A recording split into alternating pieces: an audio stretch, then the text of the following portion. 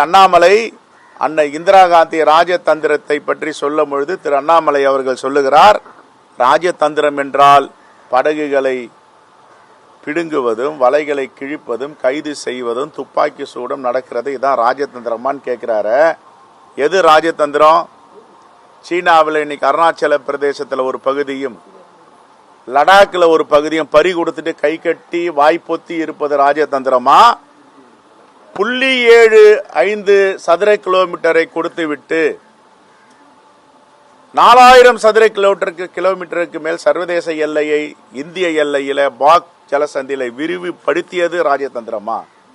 இதற்கெல்லாம் அவர்கள் அறிவுபூர்வமாக ஆதாரபூர்வமாக பதில் சொல்லணும் நாட்டு மக்களுக்கு. எது அறிவுபூர்வமானது?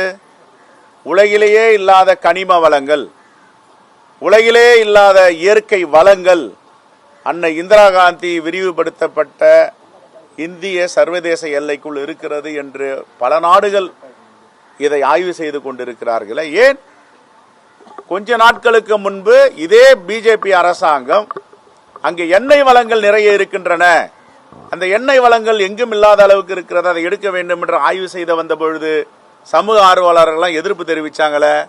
அப்ப இந்திரா காந்தி அவர்கள் விரிவுபடுத்திய சர்வதேச எல்லை இந்தியாவுக்குள் இருக்கின்ற பகுதிகள் தான் நீங்க ஆய்வு நடத்த போனீங்க. ஏன் ஆய்வு நடத்த போனீங்க?